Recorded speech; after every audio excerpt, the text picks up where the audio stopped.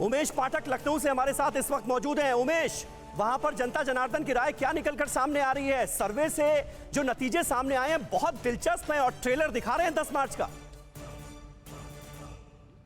देखिए समीर, मैं आपको बताना चाहूँगा, इस समय हम उत्तर प्रदेश की राजधानी लखनऊ में हैं, जहाँ पर तमाम लोग इसी विमर्श को लेकर के बैठे हुए हैं। हाँ। आपको एक तस्वीर के जरिए मैं दिखाना चाहूँगा कि ठंड जरूर है, लेकिन सियासी पारा किस तरह से बढ़ा हुआ है और उस पर जो विमर्श है वो चुनावी ही हो रहा है।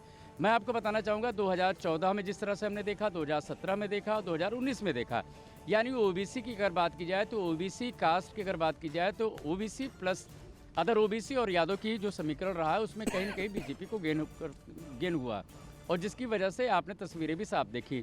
यहाँ पे कुछ लोग हमारे साथ हैं, उनसे ही बात करते हैं। आपसे ये जानना चाहेंगे कि अगर ओबीसी की बात करें, ओबीसी कास्ट और यादव और अदर ओबीसी, आपको लगता है इस चुनाव में प्रभावी मुद्दा होगा, ये फैक्टर होगा? ये हो भी सकता है, क्योंकि जैसा जिस हिसाब से न्यूज़ में दिखाया जा रहा है कि यादव वोट बैंक तो सपा के साथ जा रही है, ओबीसी कुछ बसपा के साथ जा रही है, अदर ओबीसी जो है वो बस बीजेपी के साथ में, आरएलडी है जो इनकी संगठन है उनके साथ में जा रही है। आपको लगता है ये खाई दिखाई पड़ रही है, लकीर दिखाई पड़ रही है ओबीसी और अदर ओबीसी की अगर बात की जाए, मतलब यादव और अदर ओबीसी? बिल्कुल, ये स्पष्ट है कि ओबीसी और यादवों का जो समीकरण है ये एक पक्ष में जाएगा। ये कहने को दिखावा है कि ओबीसी और यादवों में खाई दिख रही है, लेकिन वो दोनों एक ही पक्ष में हैं। आप क्या कहेंगे? मेरे हिसाब से थोड़ी खाई नज़र आ रही है इन दोनों पक्षों में। इसका फ़ायदा आपको किसको लग रहा है, किसको मिल रहा है? इसका सीधा फ़ायदा बीजेपी को ज़्यादा दिखाई दे रहा है।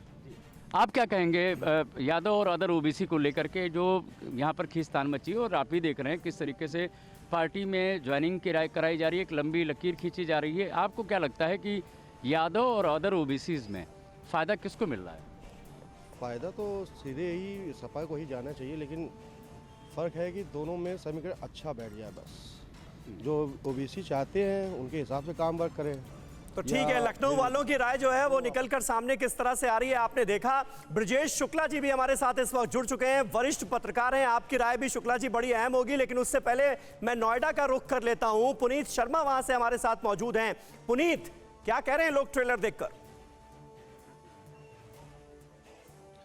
जी बिल्कुल, जाहिर तौर पर इस वक्त नोएडा के तमाम लोग मौजूद हैं। जनता की राय की अगर हम बातचीत करें, देखिए भारतीय जनता पार्टी या सरकार बनाने की अगर बातचीत करी जाए तो जाति फैक्टर बहुत इंपॉर्टेंट है। टीवी9 भारतवर्ष ने जो सर्वे किया है उसमें यह देखा जा रहा है कि जो गैर यादव ओबीसी है वो 54% बीजेपी को जा रहा है। तो क्या लगता है कि ये गैर यादव ओबीसी वोट ये सरकार बनाने में बहुत फायदेमंद होगा या किस तरफ इनके वोट जाएंगे? जी बिल्कुल, मुझे लगता है यहाँ के क्षेत्र के हिसाब से भी और पूरे राज्य में भी ज़्यादातर जो जातिगत समीकरण बहुत सारी सरकार जो क्षेत्र में बनाए गए हैं, लेकिन सरकार को बनाने में ये बहुत हद तक महत्वपूर्ण स्थिति इनकी रहेगी। और साथ में यहाँ जो लॉ एंड ऑर्डर की सिचुएशन है एक बहुत बड़ा मुद्दा है पूरे राज्य में, तो उसके ऊपर मुझे लगता है जातिगत और लॉ एंड ऑर्डर की सिचुएशन जो सभी को इम्पैक्ट करती है वो इसमें बहुत बड़ा मुद्दा प्ले करेगी।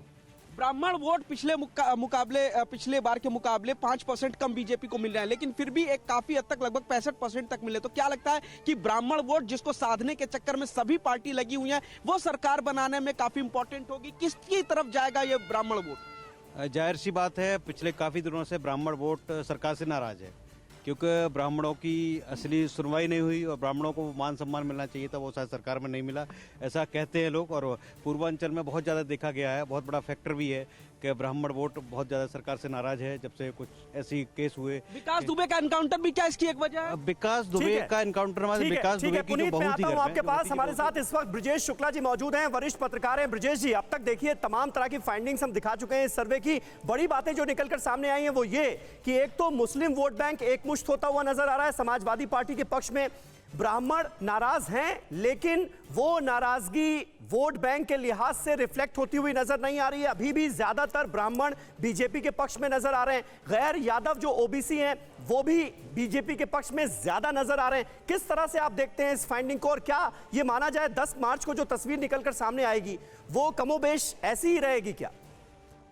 देखिए, मैं इस समय आपको मैं मैनपुरी के बेवर से मैं बोल रहा हूँ। अच्छा। और लगातार 2-3 दिनों से मैंने करीब 2000 किलोमीटर का दौरा किया है और जो जमीन में देखा है उससे एक चीज जरूर है कि ब्राह्मण वोट बैंक की नाराजगी जो लखनऊ में सुनाई देती है वो यहाँ नहीं दिखती, जमीन में नहीं दिखती है ज्यादा। अच्छा। दूसरी चीज ओबीसी की बात आप कर रहे हैं, ओबीसी में खरोंच तो लगी है, वास्तव में विपक्ष ने लगाया है, लेकिन वो इतनी बड़ी नहीं है कि साहब इसका बहुत बड़ा कोई प्रभाव हो। आप जाइए, यदि गांव में जाते हैं, लोगों से बात करते हैं, तो मुझे महसूस हुआ कि वो उतनी बड़ी सेंध नहीं लगा पाए हैं जितनी सबलता के लिए जरूरी है। क्योंकि ओबीसी जो है सन 14 में, 17 में, 19 में लगातार मोदी के साथ रहा, बीजेपी के साथ रहा, और यही कारण था कि 19 को जो महागठबंधन हुआ एक, और उसकी जो असफलता रही वो इसी ओबीसी के कारण नहीं, अति पिछड़ा और अति दलित, तो उसमें मुझे इतना ज्यादा नहीं लगता दिख रहा है कि बहुत बड़ा कोई बीजेपी नुकसान कर दे। इसके लिए विपक्ष को और भी मेहनत करनी पड़ेगी। कोरोना धर्म नहीं देखता, जात नहीं देखता, अमीर गरीब ऊंच नीच नहीं देखता। कोरोना सिर्फ मौका देखता है, लेकिन आप उसे मौका मत दीजिए। बस इतना कीजिए, जब कभी दफ्तर से, बाजार से घर लौटिए तो इतना ख्याल जरूर रखिए कहीं आपके साथ कोरोना आपके घर तो नहीं जा रहा। भूलिए मत, कोरोना अभी जिंदा है।